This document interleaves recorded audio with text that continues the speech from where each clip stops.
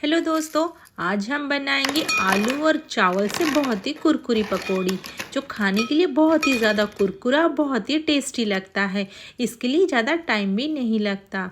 ये हमारा पूरा हल्का फुल्का नाश्ता है और खाने के लिए तो बहुत ही ज़बरदस्त लगता है।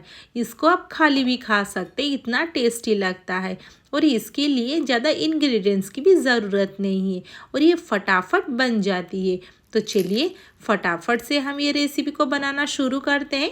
तो मैंने यहाँ पे 1 कप चावल लिया हुआ है। तो यहाँ पे मैंने ना डोसा वाला चावल को यूज़ किया हुआ है। यहाँ पे मैंने इसको अच्छे से पहले क्लीन कर दूंगी। तो यहाँ पे देखिए मोटा वाला है थोड़ा सा, ये मैं डोसा के लिए यूज़ करती हूँ। जो हम खाते हैं ना वो बहुत ही ज़्यादा पतला है। तो यहाँ पे पानी डाल के इसको अच्छे से पहले क्लीन कर देंगे। तो यहाँ पे देखिए कितने सारे इसमें डस्ट है। तो यहाँ पे मैं पहले इसको क्लीन करके लेके आ गई हूँ। अभी यहाँ पे डाल देंगे थोड़ा सा पानी और यहाँ पे इसको 2 घंटे के लिए भिगो के छोड़ देंगे ताकि अच्छे से पूरा यहाँ पे फूल जाए। और यहाँ पे इसको ढक देंगे और मैं यहाँ पे आपको दिखा रही हूँ 2 घंटे के बाद। तो यहाँ पे पूरा ये फूल चुका है और पूरा यहाँ पे ये देखिए चावल हमारा पूरा टूट भी रहा है। तो यहाँ पे देखिए कितना पूरा ये सॉफ्ट भी हो चुका है हमारा। तो यहाँ पे इसको एक ग्राइंडिंग जार में डाल देंगे और इसको पूरा बारीक यहाँ पे पीसना है। तो यहाँ पे बिल्कुल भी इसको हम दरदरा नहीं पीसेंगे, पूरा इसका यहाँ पे एक फाइन सा पेस्ट बना लेंगे। तो यहाँ पे देखिए मैंने पूरा यहाँ पे पेस्ट बना लिया है। तो यहाँ पे अगर चाहे तो आप 2 से 3 चम्मच पानी भी दे सकते हैं। तो यहाँ पे एक ले लेंगे मिक्सिंग बाउल और यहाँ पे एक मैंने आलू लिया हुआ है। ये मेरा मीडियम साइज़ का आलू है और यहाँ पे आलू को हम कद्दूकस करके ले लेंगे। अगर आप यहाँ पे इसको मैश करके ले रहे हैं तो देखिए इसमें गुठलियाँ ना रहे। और यहाँ पे अगर इसको कद्दूकस करके लेंगे ना तो यहाँ पे ये इसमें बिल्कुल भी गुठली नहीं रहेंगी। ये अच्छी तरीके से जल्दी ही मिक्स हो जाएंगे। अगर आप 2 आलू ले रहे हैं तो 2 कप चावल लीजिए और वो भी मीडियम साइज़ का आलू यहाँ पे इस्तेमाल करेंगे। अगर छोटा आलू इस्तेमाल कर रहे हैं तो आप 3 ले लीजिए। इसको मैंने अच्छे से पूरा कद्दूकस कर लिया है और यहाँ पे जो साइड यहाँ पे बच गए हैं ना इसको बाद में फिर से मिला लेंगे और इसमें ही ऐड कर देंगे हमारे चावल का पेस्ट। उसमें ऐड करेंगे सॉल्ट और 1 टीस्पून डाल देंगे साबुत जीरा और यहाँ पे थोड़ा सा चिली फ्लेक्स भी ऐड कर देंगे और इसमें ऐड करेंगे थोड़ा सा यहाँ पे कड़ी पत्ता। तो यहाँ पे पूरा बारीक काट के यहाँ पे मैंने कड़ी पत्ता का यूज़ किया हुआ है। तो इसको पूरा बारीक काट के यहाँ पे मैंने लिया है।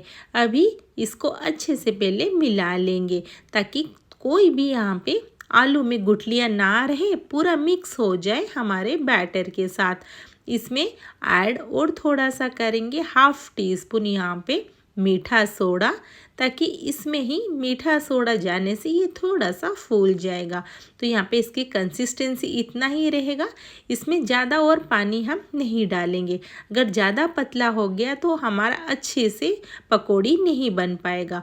और यहाँ पे मैंने डाल के मीठा सोडा इसको हाथ से ही मैंने मिला लिया है ताकि ये पूरा अच्छे से यहाँ पे मिक्स हो जाए।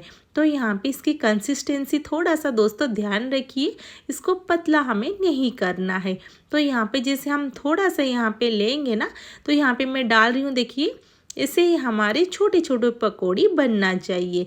ये बिल्कुल भी ज़्यादा नहीं फैलना चाहिए, इसी तरह ही कंसिस्टेंसी चाहिए। तो मैंने यहाँ पे कढ़ाई डाल दिया है और यहाँ पे पहले एक डालेंगे।